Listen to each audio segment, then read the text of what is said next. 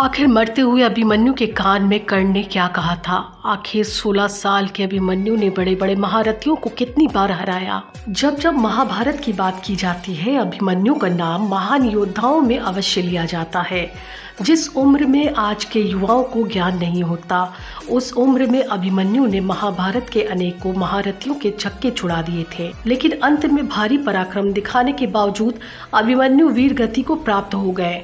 लेकिन सवाल यह है कि आखिर मरते हुए अभिमन्यु के कान में कर्ण ने क्या कहा था? तो आइए जानते हैं।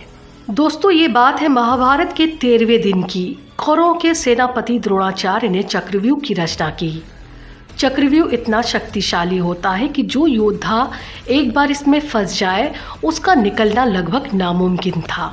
कौरवों की ओर से सबने मिलकर एक षड्यंत्र बनाया कि वो अर्जुन को इस चक्रव्यूह में फंसाकर चारों तरफ से हमला करेंगे, और अगर अर्जुन मारे जाएंगे तो पांडव अपने आप युद्ध में हार जाएंगे।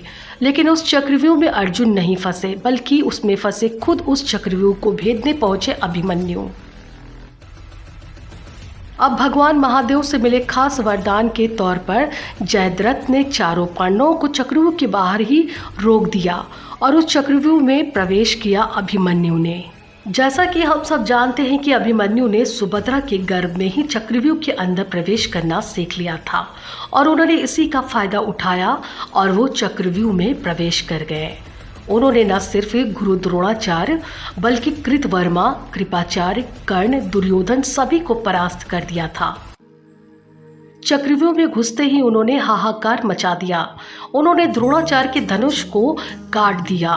देखते ही देखते कर्ण के ऊपर 8, कृतवर्मा के ऊपर 5 और शकुनी को 22 बार बाण मारे।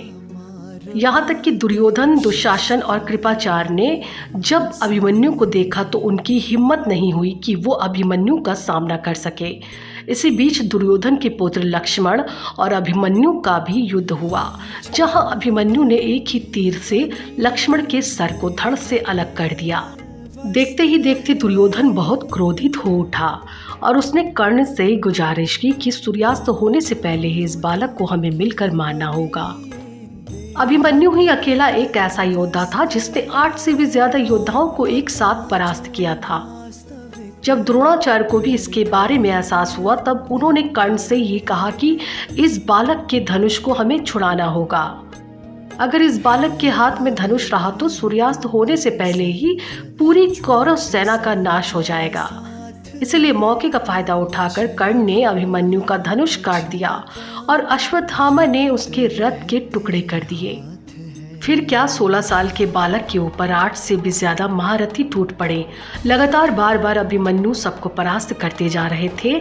उसके बाद सभी महारथियों ने एक एक करके अभिमन्यु के ऊपर कई सारे बाण छोड़ दिए, जिस वजह से अभिमन्यु लहूलुहान हो गए।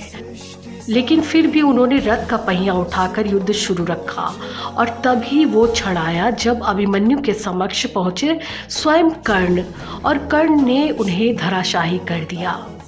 कर्ण ने अभिमन्यु को अपने पास रखा और फिर उनसे कहा कि हे वीर अभिमन्यु, विश्व के सर्वश्रेष्ठ धनुर्धर बनने की प्रतिस्पर्धा सिर्फ और सिर्फ मेरे और अर्जुन के बीच थी, लेकिन तुमने आज इतना पराक्रम दिखाया कि मैं चकित रह गया। तुमने ये ताज हमसे छीन लिया है। अब दुनिया कहेगी कि इतने सारे महारथियों ने मिलकर एक अकेले बालक का वध कर दिया। अब तुम इस नरक रूपी संसार को छोड़ के हमेशा के लिए स्वर्ग चले जाओ पुत्र।